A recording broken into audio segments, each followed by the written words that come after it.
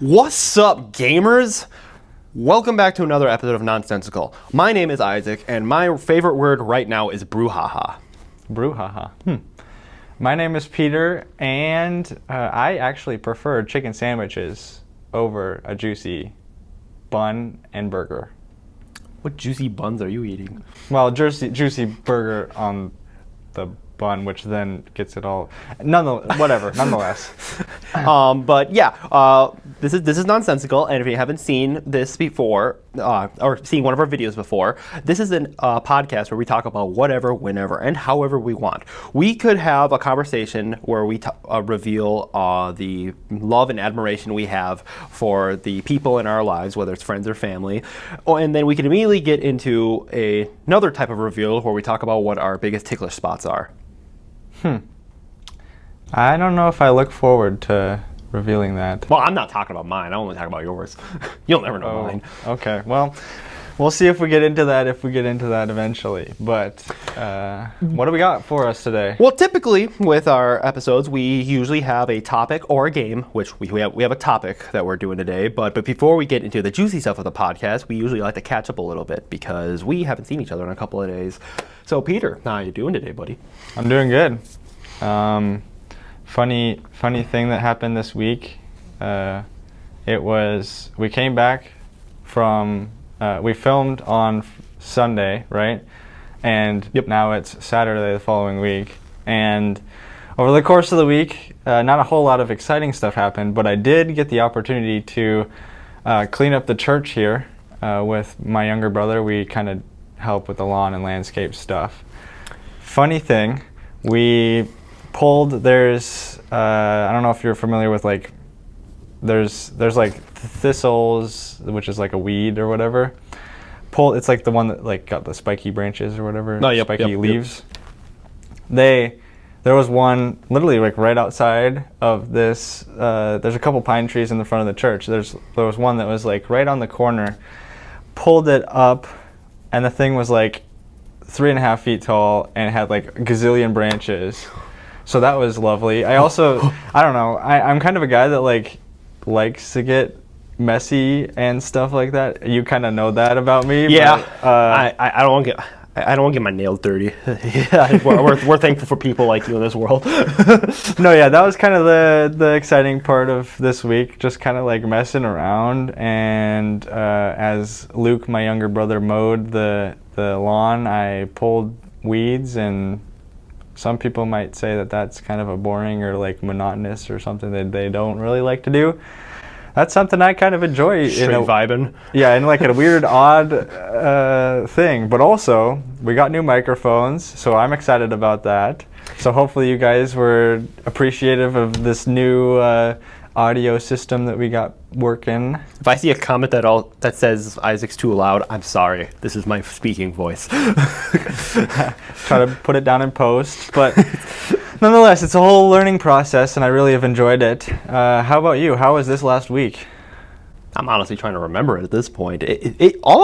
One thing is that this week went by really fast for me for some reason. Like, it's just been one of those days where, like, I've been not counting it down. Like, well, I guess I was counting it down because in a couple hours I'll be seeing the new Superman movie, which I am oh so pumped for. Like, you have no idea. Big superhero nerd here. Big. Probably biggest. Well, maybe not biggest. I don't cosplay. But I really like superheroes.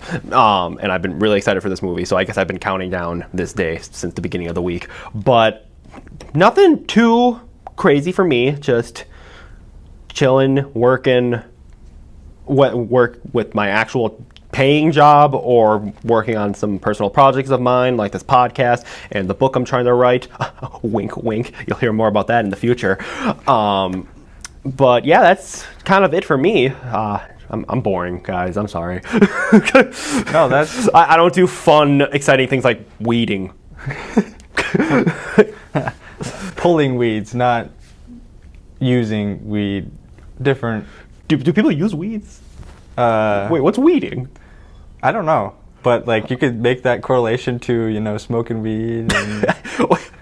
Anyway, you heard it here first, folks. Peter. No, I'm just kidding. No. I'm too healthy for that. Yeah, we care about our lungs here.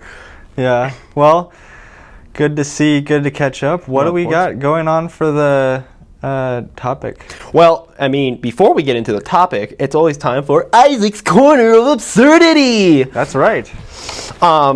You know, I always like to open up the episodes with something wacky, and this one's just basically like last episode, where I just want to look at more weird laws, because, gosh, those are funny, and man, I some of these are. And I do the research. This website that's listing off all these weird laws, they do exist, or they did exist at least. Some of these I'm like, come on, they are fake. But I mean, you can only do so much research on Google when that stupid AI shows up and gives you conflicting answers. But I'm pretty sure they're real. If they're not, blame the website One Legal, not me. You also got a new computer. So I that's did. cool. I know, shiny. All right. So the first one I wanted to look at was. Where was it? Ah, yes. It is illegal to take a nap in a cheese factory in Illinois. I thought that cheese was made in Wisconsin. Yeah, you'd be surprised. No, apparently the Sanitary Food Preparation Act, which includes a provision that makes it illegal to take a nap in a cheese factory in Illinois. This legislation was established to ensure high standards of cleanliness and hygiene in food production facilities and to protect consumers from foodborne illnesses. Though, according to the law, it's less about napping in a cheese factory and more about not sleeping in areas where food is prepared. I guess that kind of does check out. But the reason why they had to, why do they have to like identify that it was of a cheese factory? I know. I was like, what about cheese like harms you when you sleep or something? Like what pheromones? Yeah. Is it?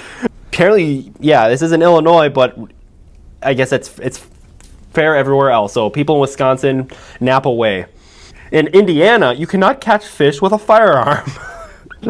Okay. In Indiana, fishing laws pertaining to firearms are regulated by the Indiana Department of Natural Resources, DNR. According to the Indiana Fishing Regulation Guide, it's illegal to catch a fish in Indiana with dynamite, firearms, or a crossbow. I don't know if that's even, what? Like... What hillbilly is like, hey, Pa, I see one of them largemouth basses. Get the firewood ready, boy. Just. Well, they'll say a crossbow. Who just has a crossbow?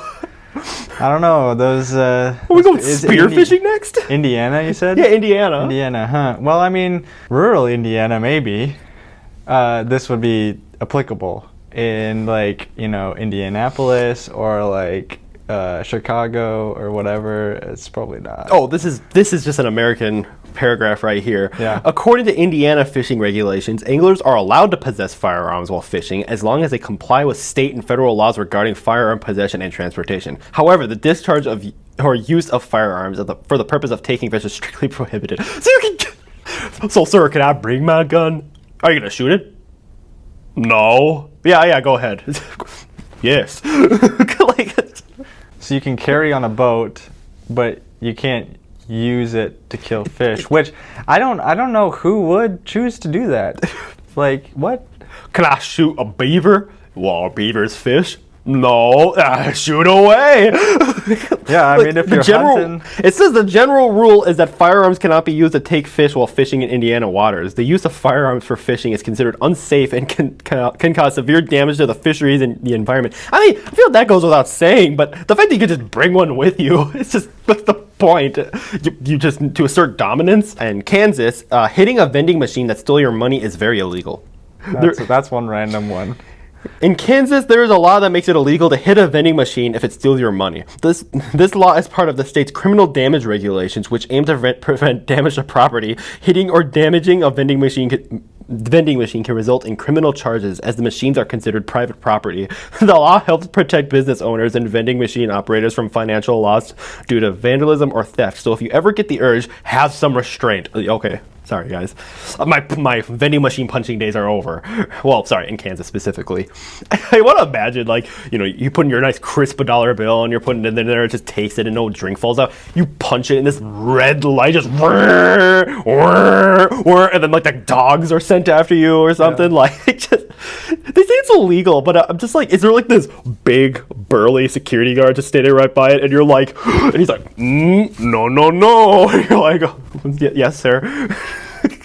That's what I said. It is an absurd different. It's a Isaac's corner of rule. absurdity. Exactly. Oh, this is this one. I'll end it on this one just because the sentence itself is just funny. It's illegal to have a sheep in the cab of your truck without a chaperone. Well, let's see here. Montana has a law that prohibits transporting a sheep in the cab of a truck without a chaperone. This law is intended to address the safety and welfare of the sheep during considering state's rich agriculture history and practices. It shouldn't come as too much of a surprise that protecting livestock features in its legal code. Okay, so it doesn't really address that. But yeah, so like if you're driving up front, does the guy have to go like sit back with like a sheep around his arm, just like Yeah, that would. like you can't just put the sheep in like a sheep seat or something like that, like a sheep car seat, like put a big seatbelt over it, but it could just. So if you're transporting like one or two, you have to sit back with them. But if you're transporting like a whole herd and you throw them in the sheep hauler, whatever the heck the trailer is for livestock, it's okay. I have like this image of like this guy's driving down like the highway and the sheep like sticks its head out and starts baaing at like passing drivers, and this one guy's like, hey, I don't see a chaperone back there, I'm calling the cops. Oh no, there was a chaperone back there, you just can't see him. Like, just, how do they enforce these types of laws? That's I don't know. That's what I want to know. I don't know. All right, now that absurdity, wink, is out of the way, today we have a topic, like the first couple episodes. It's not always going to be topics. Sometimes we'll do games, but we have a schedule and a list we're following, and it's our list, so we can do whatever we want. But the first topic, I mean, not the first topic, there's not multiple. The topic we're doing today is me and Peter, we both have jobs, and we've had at least a couple of jobs. I myself have only had 2 jobs. You've had a little bit more than me. We're both young men, so we're not like wily veterans in the workforce industry, but we've been working at least for a few years now, and the work environment can have some unique situations you can be put in, and some oddball stuff can happen at work. And we're talking specifically with those jobs in which, you know, like for me it was the hardware store. For you it's the pizza joint. For, you know, not the office jobs, not the, you know, like high paying stuff. It's like the stuff where you kind of get all these interesting stories. Minimum wage jobs attracts the most interesting of people. Exactly. And you know what? There's no shame in if you're working a minimum towards minimum wage job, you get to have more fun than me probably if you're interacting with interesting people, like we'll talk about in a little bit. Oh yeah, I have some characters I work with who have told me that if I mention their names at all on here, they will probably track me down and do horrible things to me. So don't worry, I'll give you pseudonyms. But yeah, I have a couple of stories from 2 different jobs actually, because I had a different job before I worked at a pizza place, but I'm sure you have a couple stories yourself. Do you want to take the reins or should I start? I can go ahead and kick us off. All right. So some background, I have had 2 jobs before the office engineering job that I'm working at right now, and he has a big boy job. The first one I want to touch on a little bit because the second one I got a lot of stories from. But the first job I had was I worked at a local bike shop as kind of like a bike repairman, kind of like a assembler, I think was actually the job title I had. Now the situation, the work environment is what I specifically want to talk about because it's kind of sad, but also kind of like justified in one way or another. But in an assembly job, for those who may have already have no experience with an assembly job, you're basically kind of just there and helping out build stuff. Yeah. Physically, like with your hands, putting stuff together. We got a buddy that works and wires up wire harnesses. Yep. And so he's working an assembly job, but I worked at the bike shop assembling bikes, and occasionally I'll throw on, you know, what we called add-on accessories, your headlights, your water bottle holder, things of that nature. Kind of just I liked it because I got to work with my hands and put stuff together. That's what I thought. I thought that's a great first job. Please tell me one of the accessories one time that someone wanted was like wings or something. I don't think we sold wings, so unfortunately no. But no, the The workplace environment was, I'll describe it in a couple words. Greasy,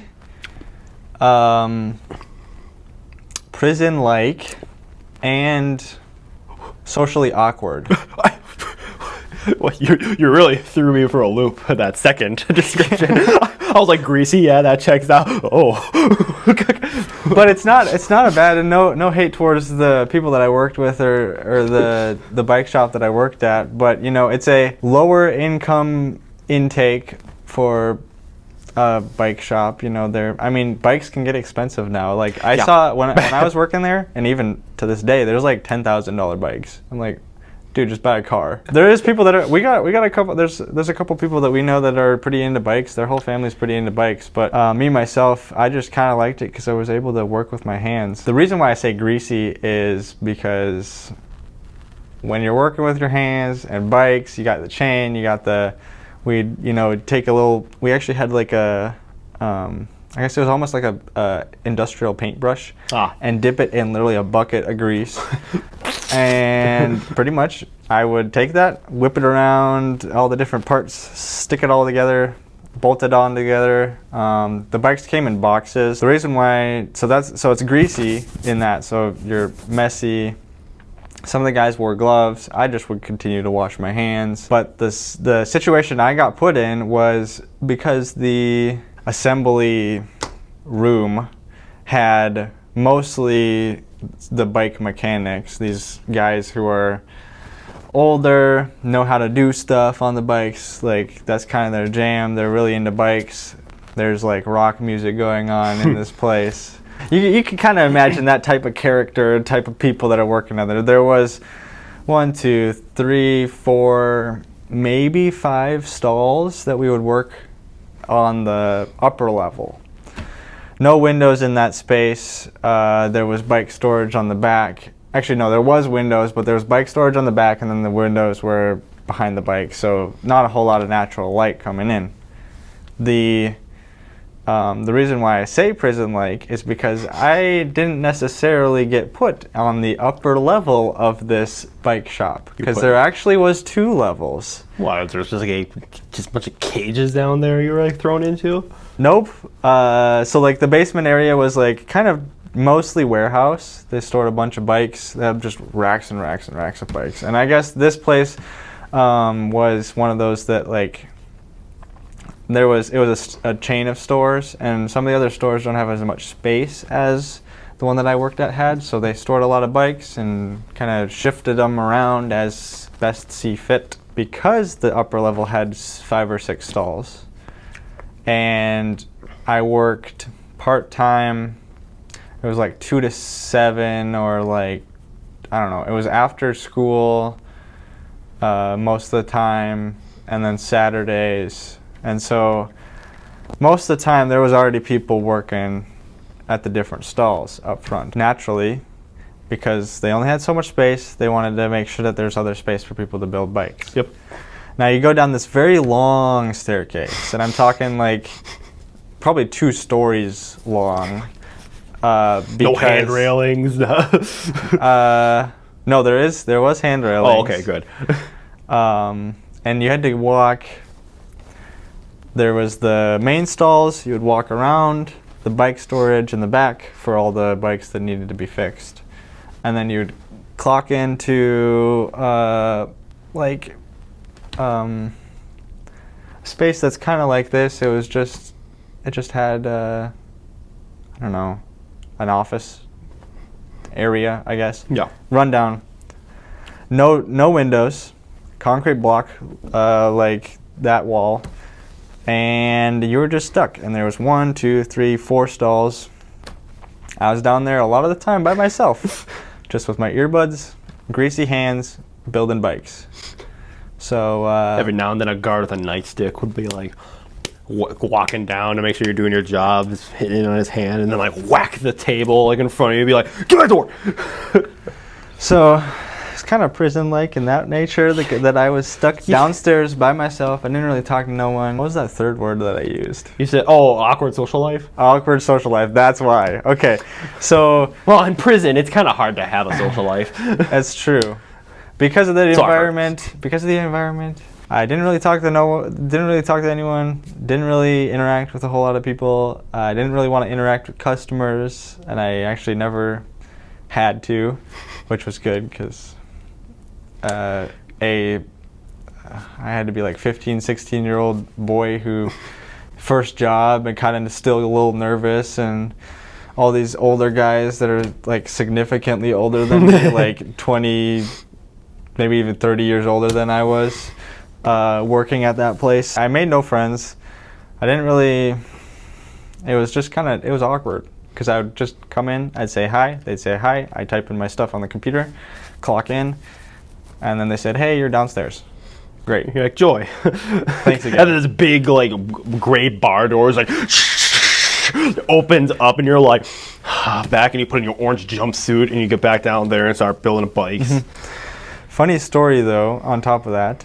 I know it's not necessarily the most, I don't know, this environment is kind of like a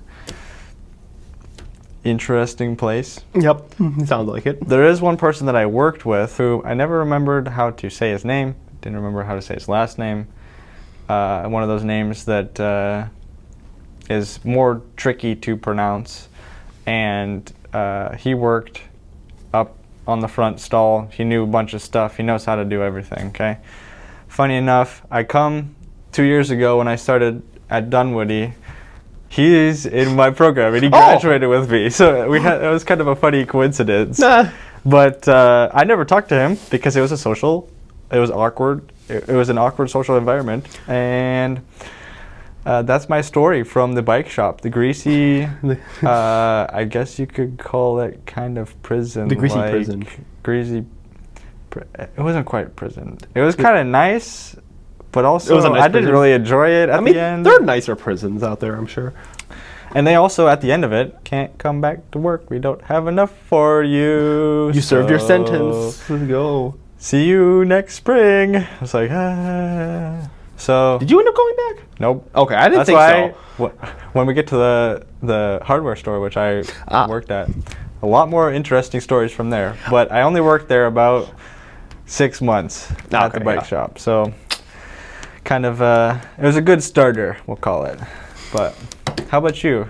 I know that you have worked at 2 different places. What are we looking at here? Oh, man. So the first story I'm going to tell is I currently work at a pizza place. I don't have a big boy job at the moment because... Anyways, I work at a pizza place, and I've somehow have become good friends with a lot of my coworkers. We're all absolute animals. We're crazy lunatics, and we all make dumb jokes and bounce off most of each other's vibes. But when you work at a pizza place, you know, you work in the food industry, there's a lot of customer service that goes into it.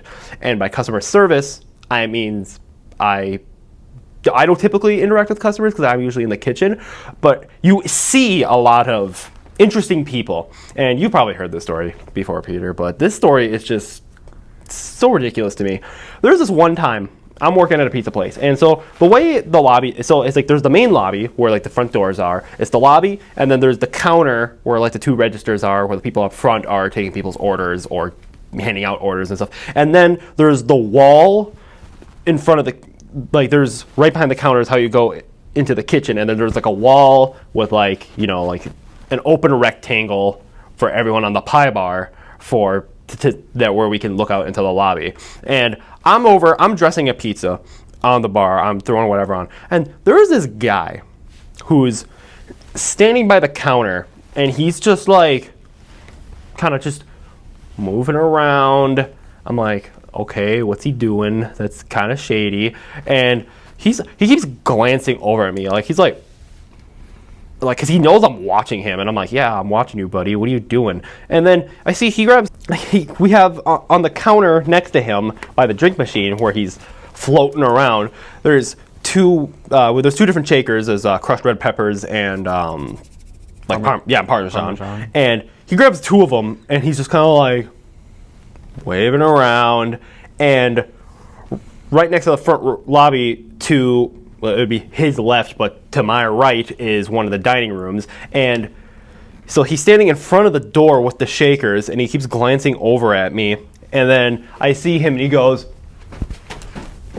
and just shoves the thing into his pocket. He dives into the dining room for a second, shoves the shakers into his pocket, and then bolts out the door. And I'm just standing there for 10 seconds, just like, he just stole our shakers. I'm like, I thought this guy would like put his hand in the tip jar or something like that, but no, he just stole our cheap plastic shakers.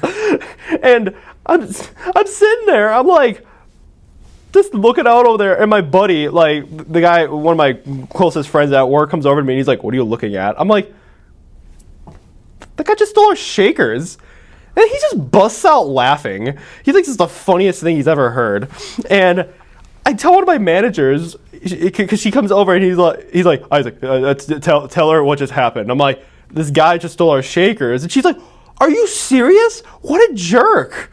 And then my other manager, who was actually managing the shift, comes over, and I had to tell her as well. And she's like, "He stole shakers? Why didn't you do anything?" And I'm like, "What am I supposed to do? Am I supposed to like do a somersault over the counter, like chase him down to the parking lot, leg sweep him, like go on top of him and just beat him until like the shakers fall off his pocket and then turn him over to the police?" Like, you are paying me minimum wage and I'm supposed to be on guard for our shakers to be protected?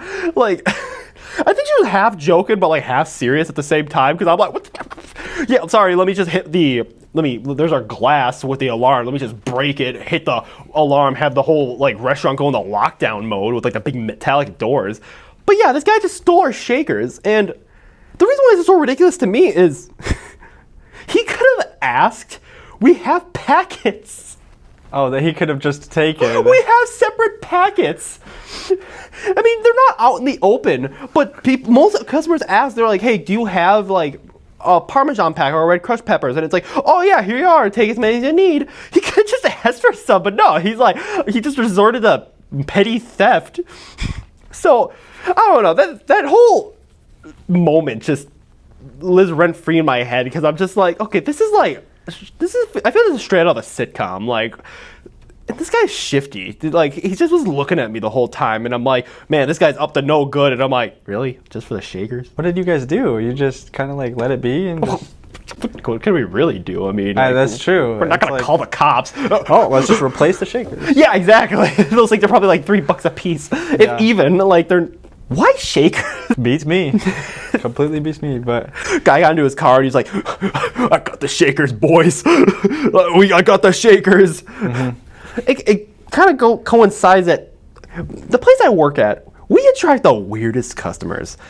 Because apparently one of the guys, he's worked there for a really long time. He's worked there for like 10 years, and I've only recently just started kind of talking to him.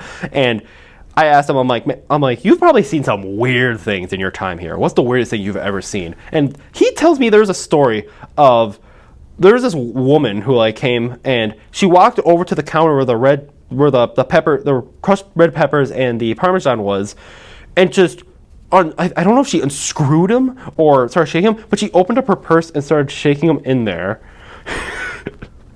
And then left. I hope she had like Ziploc bags in there, like just like. My whole thing about, is she like make a jambalaya in there? Like, is there just like a random assortment of food? And she's like, "These are the last ingredients I need." And she's like, shh. And she grabs her purse and like gives it a good shake, and she's like, "I'm eating good tonight." Like, I don't know what. I want to imagine that, like, for some reason, like, all of our customers are like normal, and then once they walk through the doors, they're like, ugh! Like they go through some sort of like metamorphosis, and then all of a sudden they're freaks. Because that's something else. It's really weird. There's so many other stories I could go into, but I'm gonna let you talk if you have another. Yeah. So the main one I want to talk about at the hardware store, and it kind of coincides with all the different stuff, but local little hardware store. It's not one of those Menards, Home Depot, Lowe's type. It's just like, it's a small local hardware store. So what I've noticed is you get some interesting people. And, tool people. A bunch of tools. Well, you get a whole range. you get the on the older side of the generation who know stuff about tools and know what they're doing and whatever, so on and so forth. And then you got the young people like us that maybe are not as well in tune with. And you got everyone. Where are your hammers at? That'd be me. Everything, aisle 2.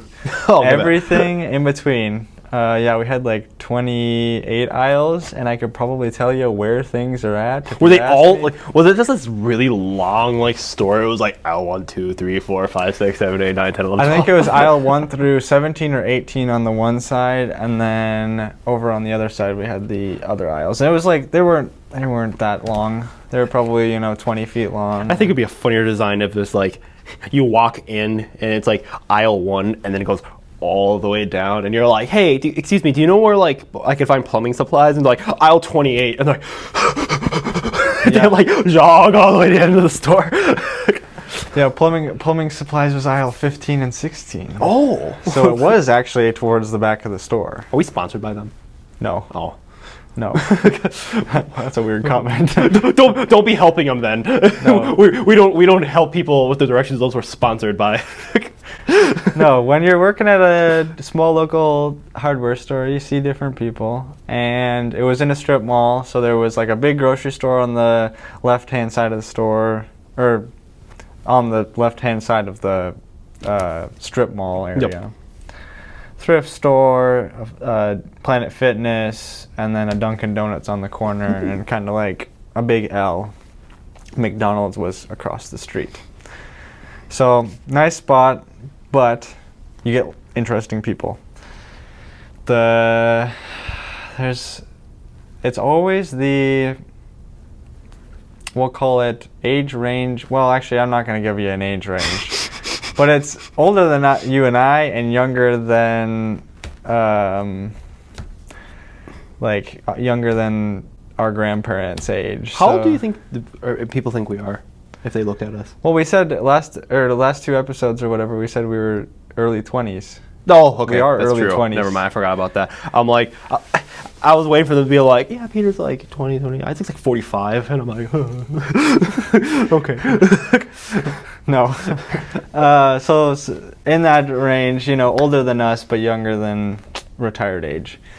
And there was one lady in particular, and she lived on the apartments that were pretty much across the street from this strip mall.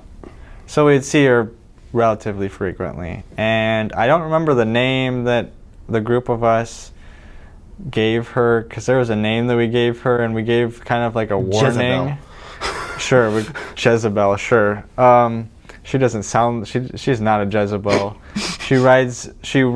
She's making this conglomerate of a bike. From parts that she finds in the... Oh, bike. Yeah. It's actually, funny enough, the hardware store is like kitty corner from the bike shop that I actually worked for. So she'd go there first, pick up her bike, and then like come to the hardware store. Yeah. She was building a bike out of like parts from the junk that we would throw away at the bike shop. Oh. Or something. I don't know. It's a good question. I don't even know what. I wouldn't even want to ask her what she's rifling through the dumpster. You're like, hey, get out of here. She's like, but she's trying to build a motorbike. Yes. Okay. And we do small engine repair at the hardware store, and so makes sense. Okay. She came in one time and she was looking for some kind of unique item. Walked her around. We kind of looked at all the aisles, whatever. She starts telling me a weird story about, how she is like making this bike, why she's making this bike. Don't remember a whole lot of the story, but I just remember this character of this lady. Yep. And had saggy clothes and slurred speech most of the time. Smelled a little funny. I don't know what you're talking about. That's exactly like a Jezebel. And just like sideways hat, and I don't know, such an interesting character. But she knew a couple of the other interesting characters that came. They had a book club. Maybe, I don't know, dude. But she knew of this other guy who came in the store one time. Saw him come in the store one time. It's kind of like a segue story. So this guy came in the store. He evidently is a homeless guy. Had one Croc on, bare feet, one Croc. Pants where basically the opposite Croc, it was cut off to be shorts, or like ripped off to be shorts. So you got this image. He's got no shirt on, and he's coming into the hardware store looking for rubber bands. Yeah, It is quite the interesting character. Yeah. He has a cigarette or joint in his hand. He said, "Hey, can you go outside? We don't. Do you have money? Can you get?" So we kind of like forcefully guided him out. Yeah. I guess I'll just tell you about all the different characters that we had. So we had that character. We had Bike Lady. We had Homeless Man. We had who I call just Bike Lady, Homeless Man, and what I call heavy duty guy. So he was he arrives every single time he came to our store. He arrived in his little motorized wheelchair is what you call it. The little carts that you can drive. Oh, sometimes they have them at Walmart. like a scooter? Would that be more? Kinda. I don't know. You sit on them, and they're electric, and they beep a lot. My favorite are the people who ride those who don't need them. Yep. Like I literally saw a person like happily walk over and want to drive. I'm like, oh come on. Yeah. No. So he arrives. Heavy duty guy arrives. He's not a heavy duty guy, but the reason why I call him heavy duty guy is every single time me or the coworkers try to assist him in purchasing whatever item, he would ask the exact same question. Is this heavy duty? Is this heavy duty? That's all he said. That's all he said. This heavy duty? Yes, it's heavy duty. I was going to say, what are you going to say? No, it's paper thin. Yeah, no. This pencil heavy duty? Yeah, quite. Yeah, this is a heavy set pencil. Like what? It was pretty evident that English wasn't his first language, but just the fact that he always said heavy duty and in like such a, I don't know, he just had a tone to him that it was just like, this heavy duty? Oh, it's heavy duty guy. Like I see now why he's just labeled heavy duty guy. Yeah. So we have this heavy duty. Bike lady, or homeless guy, and heavy duty guy. And there's one other character. She is older, but trying to be flattering to anyone who sees her. She's heavy makeup, bleached her hair that was white, or colored her hair that was white to blonde, heavy lipstick, big purse. Kind of one of those people. Okay, so she's basically one of those where she's trying to like emulate those scenes from like movies when like she's walking by and like when guys see that girl, like that saxophone music starts playing, like she's like going in slow motion trying to make like a kissy face or something. She just is this, and she was also a pretty, not flirtatious, but like what's a different word for like kind of just she just has like the charisma, seductive? or not really. I don't know. That's a little more extreme than those flirtatious. words just like yeah you get what I mean. Yeah, and romanticize. It was pretty bad. It got bad enough that all of us guys who worked on Saturday, because she tended to come in on a Saturday, had a specific arm signal that we would do when we saw her come in. Oh my god, you guys had a so code. That we this is awesome. Warned the crew of such lady. It wasn't that intense. It was just kind of like my arm, kind of like hey, this is like overly, my shoulder hurts, like overly, hey, look, there's that lady again. So when we saw that, we kind of knew, and we would still have to help her because she know absolutely nothing about hardware stuff. Did but- anything ever happen where one of you guys actually had like your shoulders hurting, so one of you went like that, and then everyone's like, places! And everyone started scrambling to like... I don't think that really ever happened. to get prepared for this lane, and they're like, no, I had a tweak in my shoulder. Yeah, no. So those are the 4 characters that I remember the most from the hardware store. There are many more, but... There's a story you told me once specifically that I was hoping you'd bring up. Okay. So jog my memory. Do you... Lady toilet. Yep. Okay, good. This is like my favorite story from this place. I was hoping we'd talk about it. There is one other guy. So this is kind of a tangent story, and I'll get to this main one, right? So, I'm sure I told Isaac as soon as this thing happened. We had a lady that came in. Now this lady, she was another one of those characters that's kind of like the bike lady, where, you know, she was less mechanically inclined than the bike lady. She came to us, and a lot of the times we would get kind of a situation, a background to the problem that we were trying to solve, whether it's plumbing, whether it's electrical, whether it's some construction project that is going wrong, there's some situation or whatever. This lady comes to the back service desk because she knows that that's the people that actually know what they're doing and know how to help.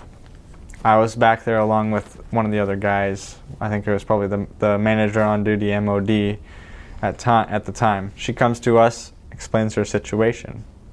Her situation kind of goes a little bit like this.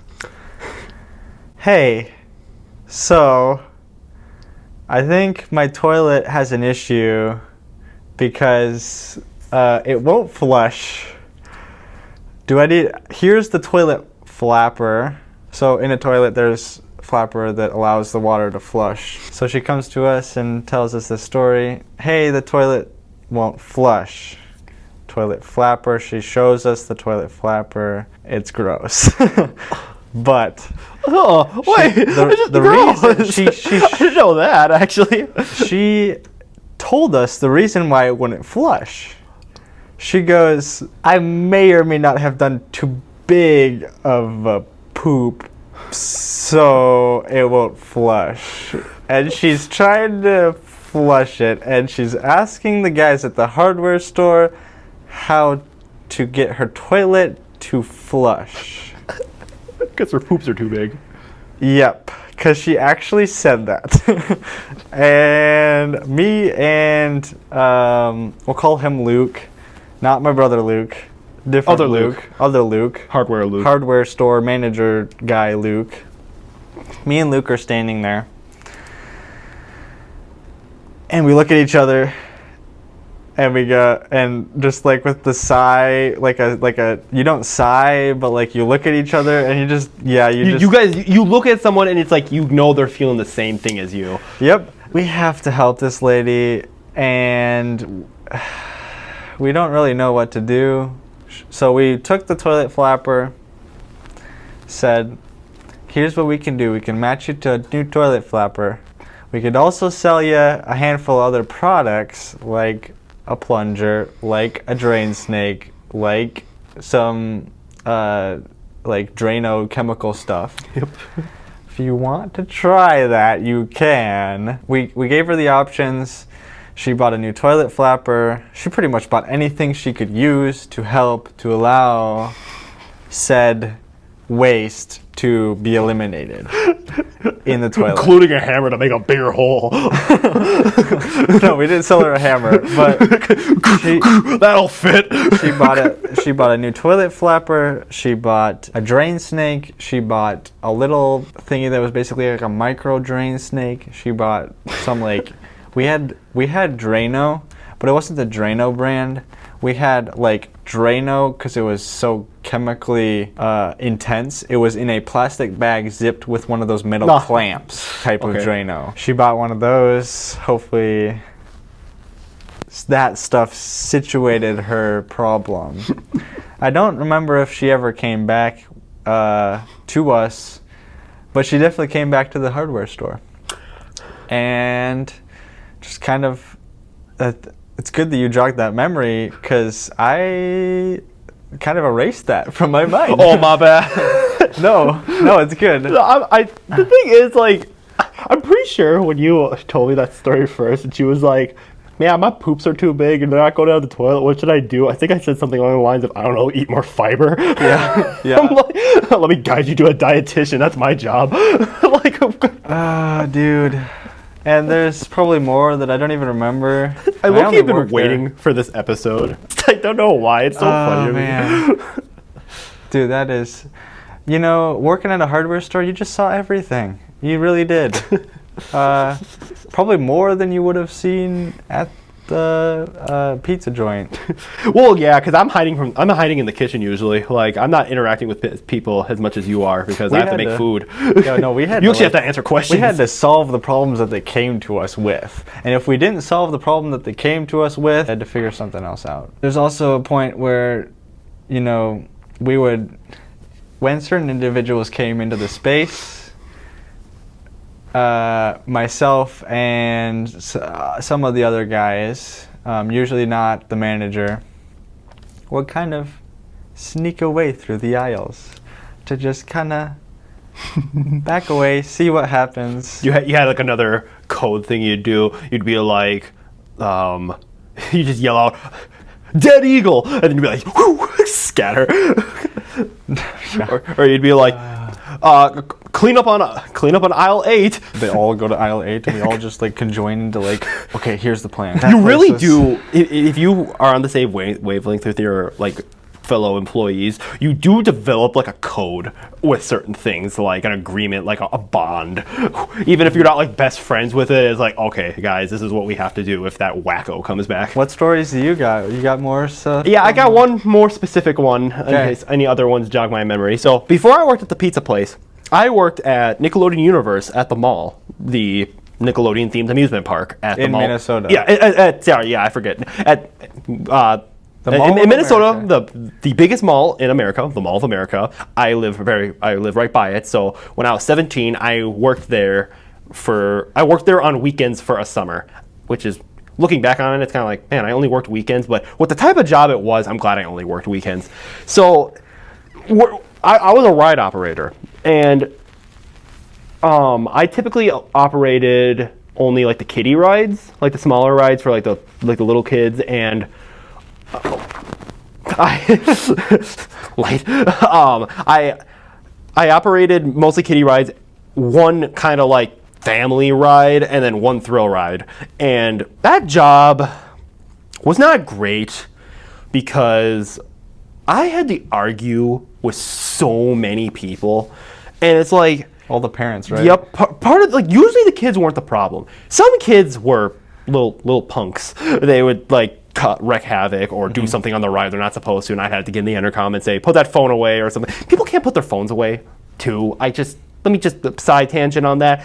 One thing I'd always have to tell people is like, all right, put loose articles on the thing, like, you know, the basic thing you tell people when they're going to go on rides. And I specifically remember this one time, I'm on one of the thrill rides there. It's a Ninja Turtle themed ride. It's like like a strap comes down and your feet are dangling and you like swing side to side and the thing like rotates. And this girl, like, as I'm like getting people to get situated in the ride, just has her phone out in her hand, and I'm like, oh hi, can I like, want me to take that for you and put it over on the the thing so it doesn't get loose? And she goes, no.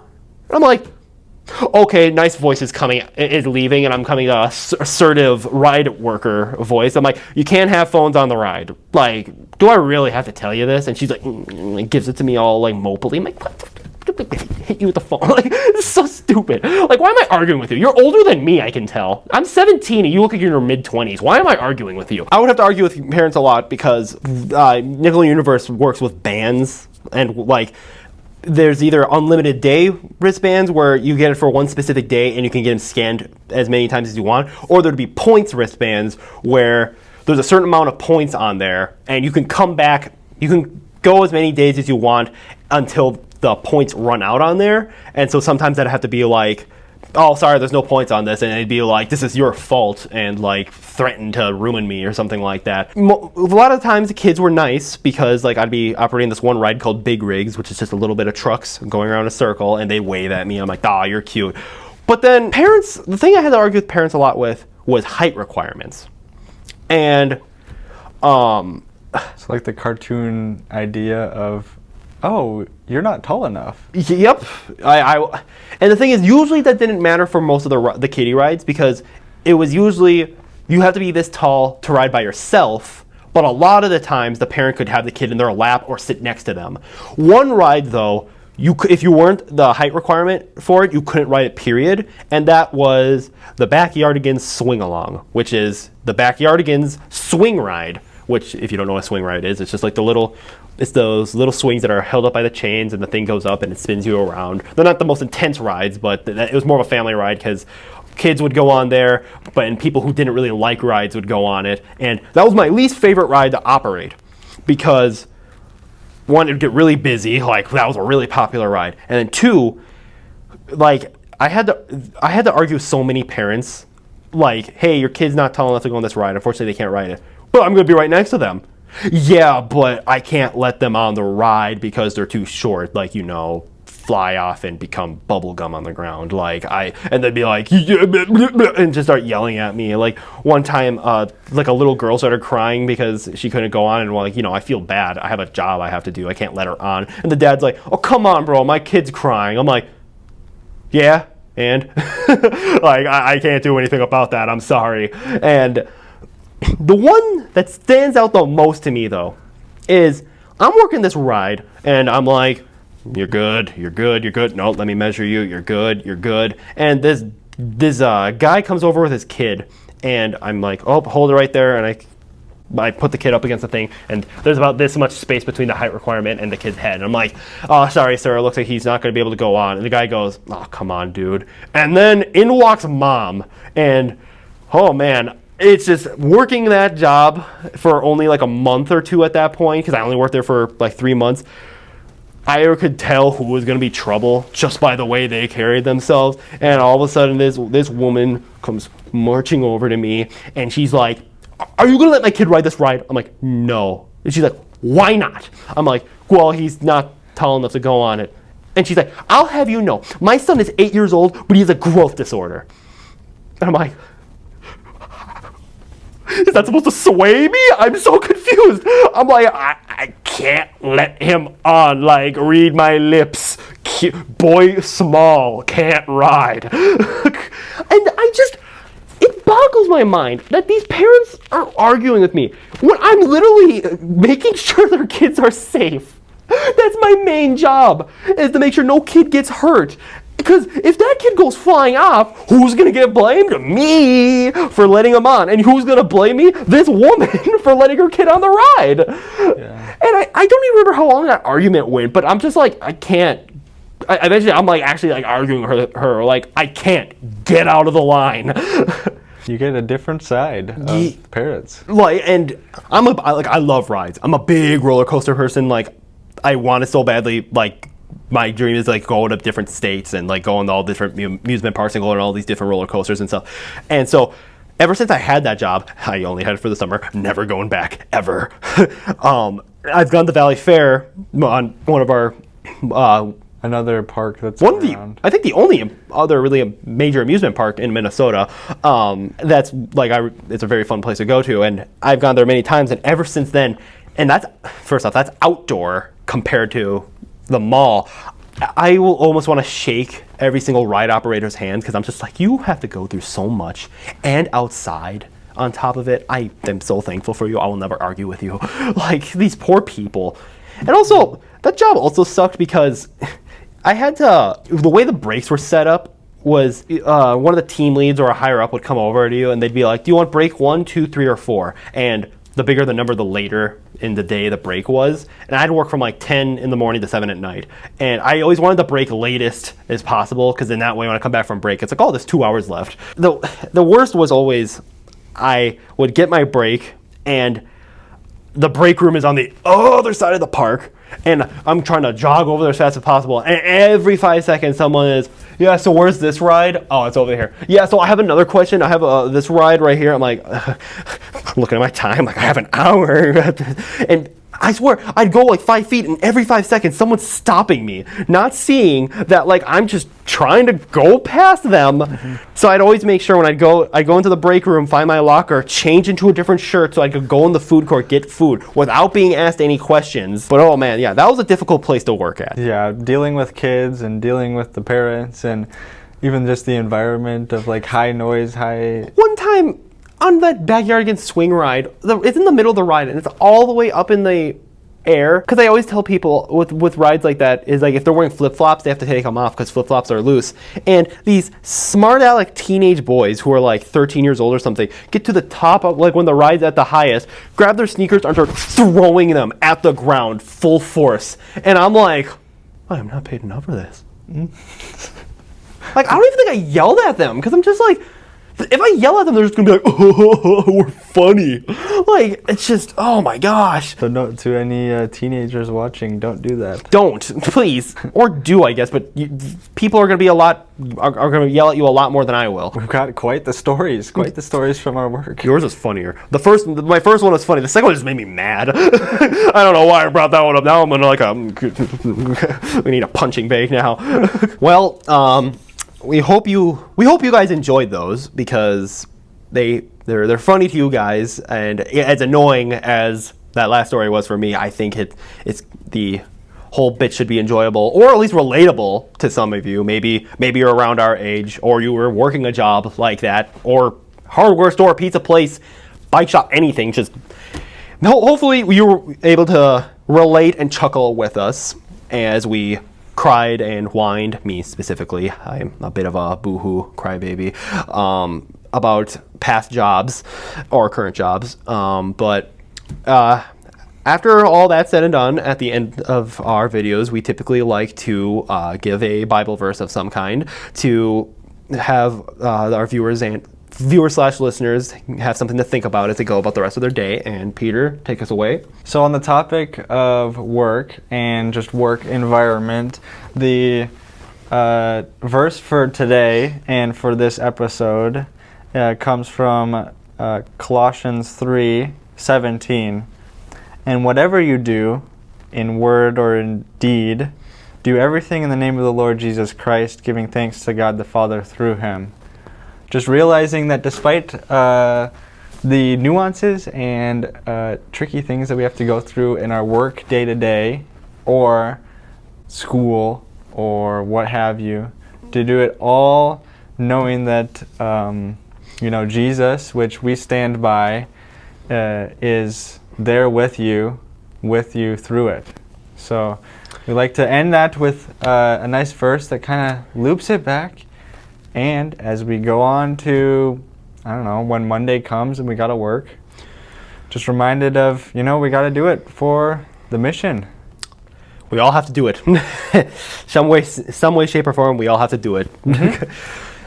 But, that's not nonsensical. But all the nonsense that we just talked about of our stories is indeed nonsensical.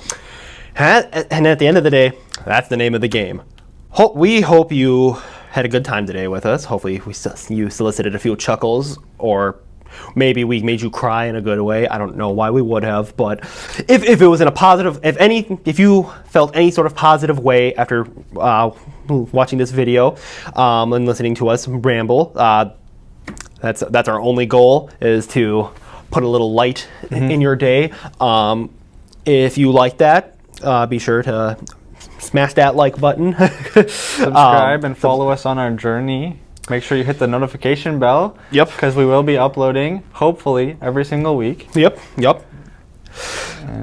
And with all that said, we will see you guys in the next video. Toodles. Still don't have an outro. No, but that's okay. That kind of works. It's kind of working.